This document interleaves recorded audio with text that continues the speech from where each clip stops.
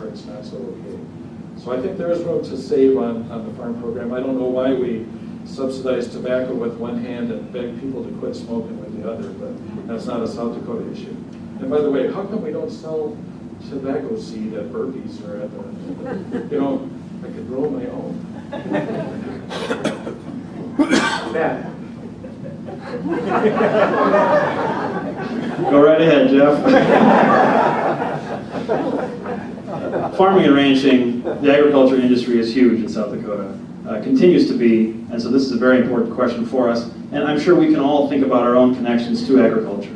And I mentioned some of mine at a personal level, having worked on some farms in my day. And my parents both grew up on the farm, and my grandparents on both sides were farmers and came to, well, grew up in an area where almost everyone was a farmer. So it's very important to us, and what we do with the Farm Bill is very important too. We do have good times right now in the agriculture industry, but we know that it won't always be that way. We have to prepare for when the rains come again, when times aren't quite as good. And so it's a tough time to write a farm bill when the budgetary situation is what it is, because we are going to have to make some cuts there. And the Senate has worked on bipartisan legislation that seems to strike a good balance on many of these issues, and doing things like cutting direct payments, focusing on crop insurance. I think we also need a member of Congress who is an aggressive advocate for biofuels once again, because the Farm Bill does have some features that can support biofuels. I think we need to continue supporting conservation programs. It's important to the health of the land, water. It's important to hunting. If anyone likes to shoot pheasants in this room, we've got to have good conservation programs. And with Kristi Noem, of course, we have someone who has voted for the Ryan budget, which potentially would cause deep cuts even in crop insurance. But with Kristi Noem, even worse, we have someone who has not been showing up to her meetings in the Ag Committee. Now, whatever you think about the features of a given policy, you can't argue for that policy or argue for South Dakota's interests if you don't show up and do the job. You might have seen a report recently that out of 20 meetings of the Ag Committee and the subcommittees that she's on, she attended 4, apparently, and spoke at 1 out of 20. Now, that's a terrible record. In the time since that story first came out in the Argus Leader, she has also refused to comment on the story, both to the Argus Leader and to Keloland News. And that's maybe the most troubling part of this, because no matter who you are, if you don't show up for work, you got to give your boss an excuse or an explanation. And she has not done that. So I think this is a huge issue. I think it gives us a wonderful opportunity, beyond all the other opportunities, but a wonderful opportunity to win this race in the fall. And this actually is a difference with Jeff and me, because he and I were both asked about this issue previously, and he has said that he doesn't think it's quite as big of an issue. But I think we're not going to win this race if we don't elect someone who will go toe-to-toe with Kristi and hold her to account for something as serious as this with the Ag Committee. Jeff wanted to make one. I just want to say that that certainly is a bad record on her part. And while she went into Congress advocating open government, on a voice vote they agreed not to take attendance at these meetings. And I guess, you know, I have been a little flippant on this issue, because I said that when she doesn't show up for traffic court, what makes you think she's going to show up for work? But it is a very serious thing. Where I used to work, if you didn't show up, you lost your job. But you got to understand, guys, she was busy getting her college degree up here. You know, and did she skip class too? I'm sorry, man, but Now I'm confused. Oh, I told you it didn't take much to confuse me. My fault. Many states, including the state of South Dakota, have petitioned for exemption from the No Child Left Behind state education goals. Do you favor alternatives to the original goals of No Child Left Behind, or do you feel that the nation should continue to pursue those original goals? Public education is extremely important to me and to all of you. I'm someone who's a product of the public school system in Yankton, and proud of the education that I got. I've got 2 little girls, Willa, who's 3, and May, who's 18 months, and I want them to have access to a great public school system as well. And so we've got to take this issue very seriously. The question was specifically about the goals of No Child Left Behind, and I think the goals are great. We should not leave any child behind, and we should keep track of how our children are doing and make sure that in those cases where they're not doing well, we focus our attention there. Where I do think we should have flexibility is when it comes to achieving those goals. And when it comes to granting waivers, I think South Dakota should have flexibility, as other states should have flexibility as well, to try to implement policies that will help us achieve those goals more effectively. And that's part of the federal role in education, is to give that flexibility. In addition, we can't forget the funding side of the equation. The federal government does provide some resources for education. Christine Ohm, of course, is someone who's voted to cut funding for education, funding for Head Start, funding for Pell Grants, which allow people from lower and middle income to go to college, and that's of course very important here in Brookings. So I think she's on the wrong track. We need someone who will be a strong advocate for public education. I have been in public education, believe strongly in it, and I will be that advocate. Thank you, Matt. Jeff? I think the goals are great. At the same time, I've been to 5 grade schools, 5 high schools, and 4 colleges, but I'm not a complete expert on this issue. I think that when government in Washington, D.C. sends out a plan, it has usually some good intentions and some good things, but then it starts to lead to distortions in the system, and I think that's what's happened here. I've said before that one size doesn't fit all. I think that the local people need more support. I think that budgets on a state level need more support at the local level. The key to education is parents who know a few things, teachers who love their children, school boards that love children, and that's where it really starts. I was lucky enough to have those things, and I think that you cannot get that by decree out of Washington, D.C. Thank you. We have a number of questions that don't deal so much with issues, but really deal more with your philosophy of representation. So I have one question here. How do you set yourself apart from your primary opponent and your potential general election opponent? Well, I think of myself as having a lot of experience. You know, I've been here from Eisenhower to Obama, from Vietnam to Afghanistan. As an elected official, I've made decisions. I've worked with Republicans. I've worked with Democrats. My philosophy of doing that is, you know, I feel like a baseball umpire.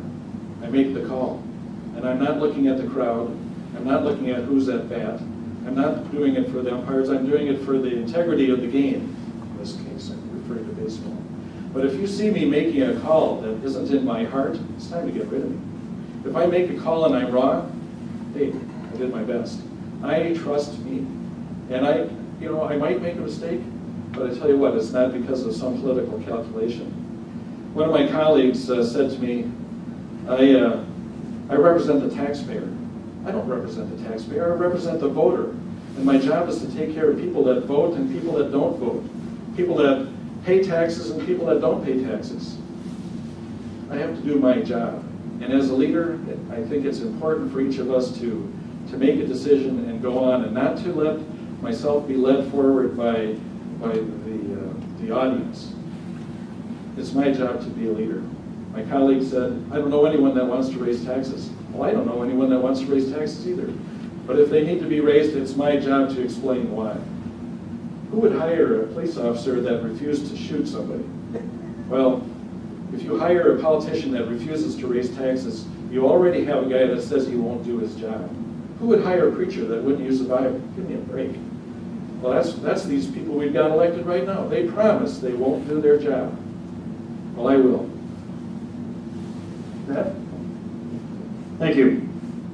Well, I've talked before about the fact that I worked almost 8 years on federal issues, traveling the state of South Dakota, working with leaders in communities all across this state, trying to grow prosperity, trying to grow our communities, install infrastructure, help small businesses.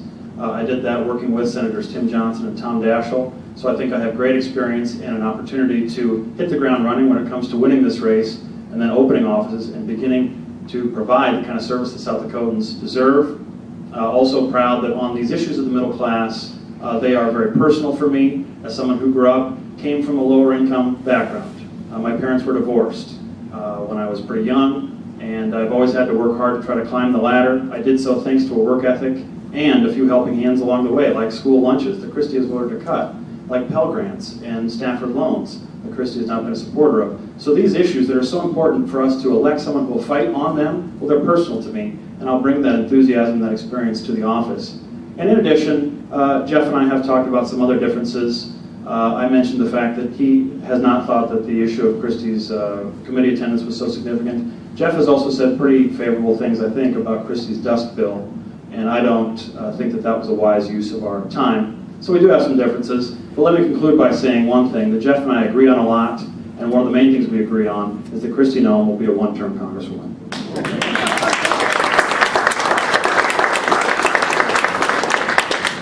But of course, that was not the final vote. Although the stage was set for the final vote. Again, staying more with your approach to being a representative, what disagreements do you have with President Obama's programs, leadership, tactics, or philosophy? Or would you consider yourself to be more in line with the President? I am in line with the President on a great many issues. He has faced some difficult challenges in this country and has made a lot of wonderful progress in tackling those. We're not all the way, though, and we need to continue to work on those issues because the work is by no means done. In terms of differences, back to education policy, for example, I think his signature initiative of Race to the Top has not been very helpful for South Dakota school districts, and so we have a difference there. And then when it comes to ag policy as well, some of his budget proposals haven't been good to crop insurance, for example, and have failed to propose cuts when it comes to direct payments. So we have differences there, but more important are my differences with Kristi Noem, because that's who I'm running to replace, and there, the differences are so vast. And we haven't talked so much about this tonight, but the Ryan budget is just a good example that encapsulates my differences with her. She supports this budget that would privatize Medicare. It would ask future participants in the program to pay an extra $6,000 out of pocket. Now, I don't know how many of you have an extra $6,000 in your pocket. If you do, I'd like to meet you afterwards.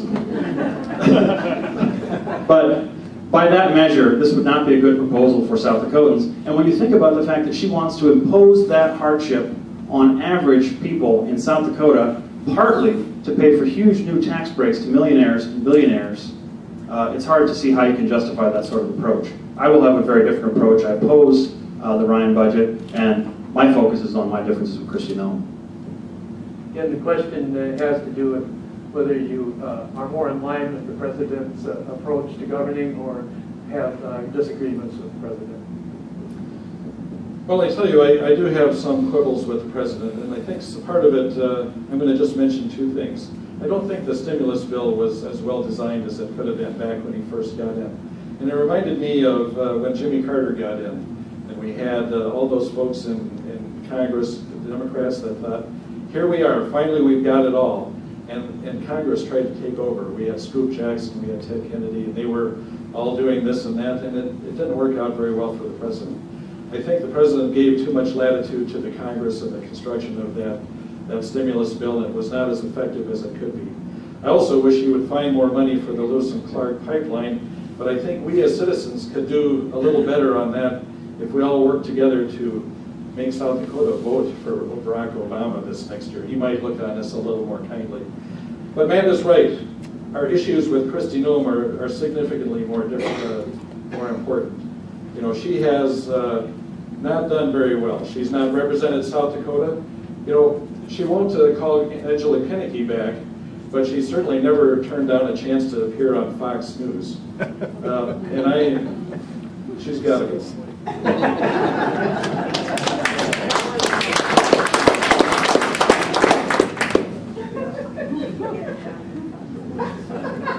As one of 435 members of the United States House of Representatives, how do you propose to be an effective spokesperson for South Dakota? Well, I promise that I will work very hard, and I won't promise to come home every weekend because I might have to do work. You know, as a county commissioner, I have been on board when we have made government a little bit better in Minnehaha County. I'm going to give you a little example here. It's a little boring for most of us. We took our old drainage ordinance that we had in the county, and we changed it. And everybody was worried about it. The farmers were packing our rooms. Well, we changed it so that your permit was good for 3 years instead of 1 year. We changed it so that instead of having each farmer get their own permit, maybe 6 permits, it was 1 permit for the whole project.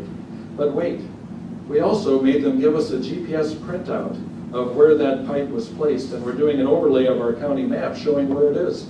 Right now, there's all kinds of drainage out there that nobody knows when it was put in. Nobody knows if they had a permit or any of that. We made it a little better. And I can't imagine that I can fix Washington, D.C. Not unless everyone else in every other state does the same thing you guys are looking at doing and gets rid of those Tea Party D.C. people. But I think that, given the chance, I can't make it perfect, but given the chance, I could make it a little more perfect, and that would be my goal. Thank you. Jeff and I sometimes chuckle because we've heard each other talk at many events before, and he sometimes gets a little tired of hearing about my time in the bean fields. Jeff, I want to tell you that the drainage story is still not boring to me.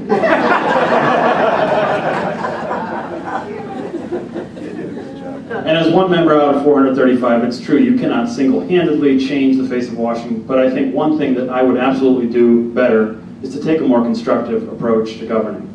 The my way or the highway approach that we have right now that is so common in Washington, especially amongst those elected by Tea Party folks, and especially exemplified by Kristi Noem, is a big reason why we're not getting anything done.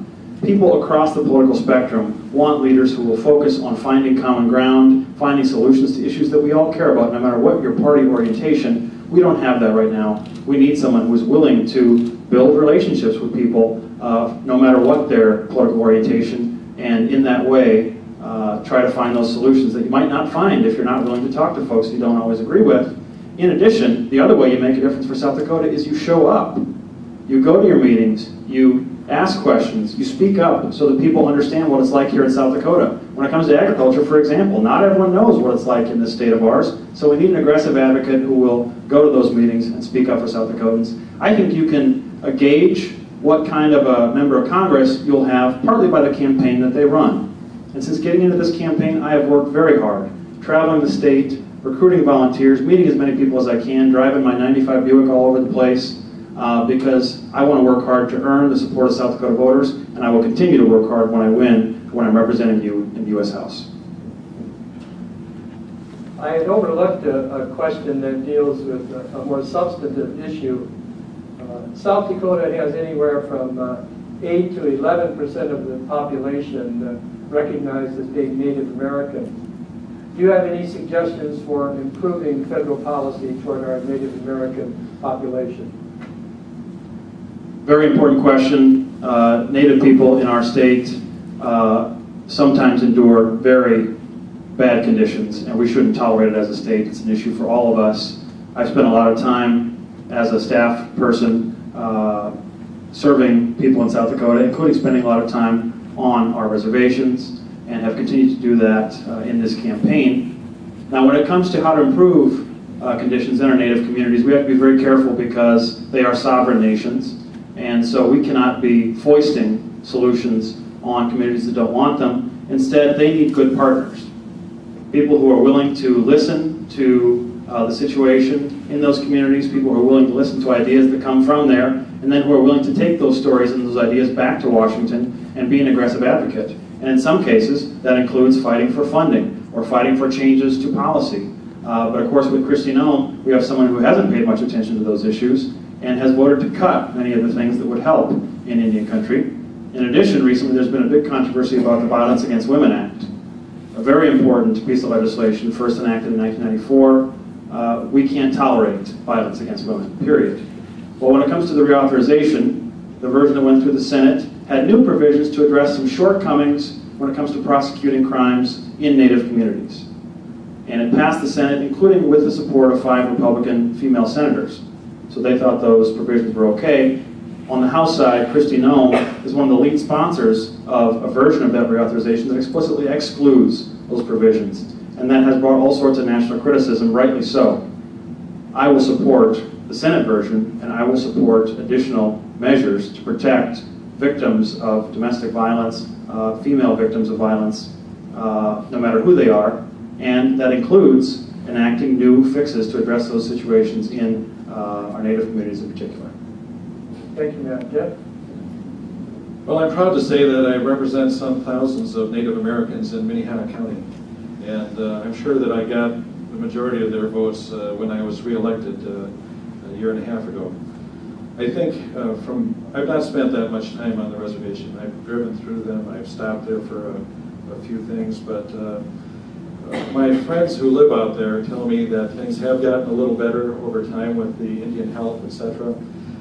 Just like in any other government program, though, I have to make sure that we're getting value for our dollar. And I think our federal government has so many programs, and I'm not complaining about Native programs, but so many programs where they just go on and on without any result.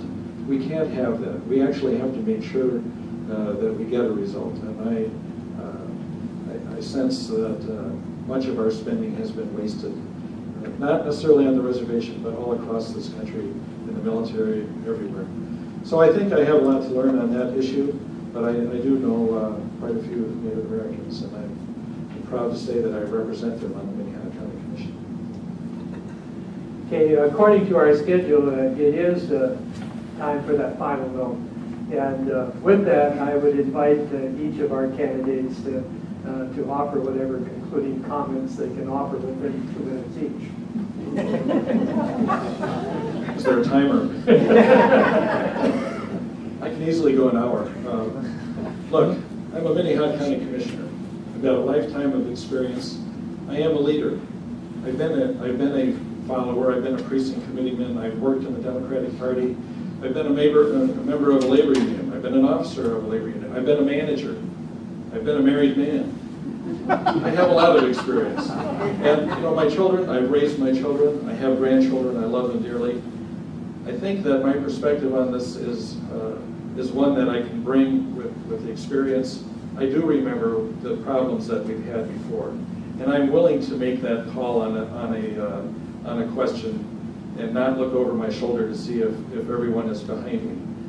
So I think as we go forward, we need to have people that are not afraid to be Democrats, not afraid to come out and say, hey, I am a Democrat.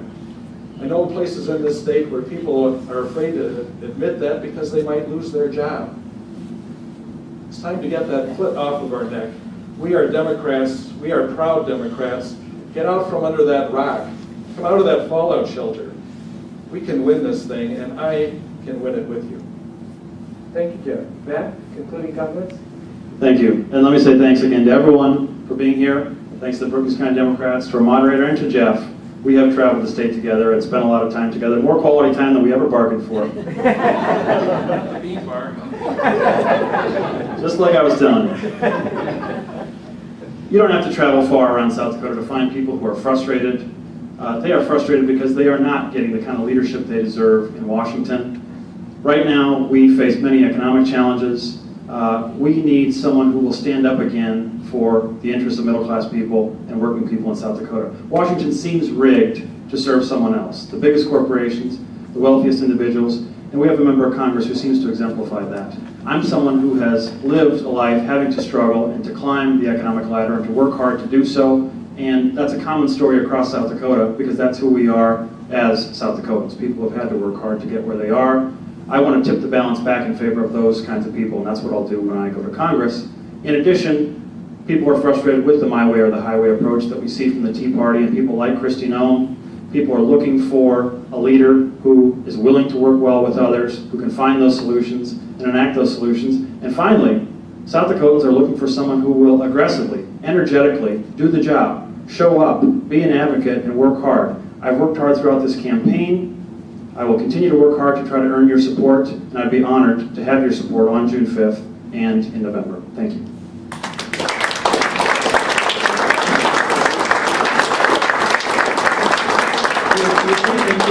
I was just about to invite you as members of the audience to show our appreciation to both candidates for being with us this evening and sharing their time and views with us. And I hope that each of you have gained something and that you'll be better prepared when you go to the polls on Tuesday, June 5th to vote in the primary, if you have not already voted, which many of you may well have done.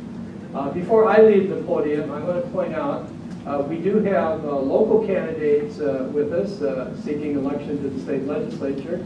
Pam Merchant from the Brookings District seeking election.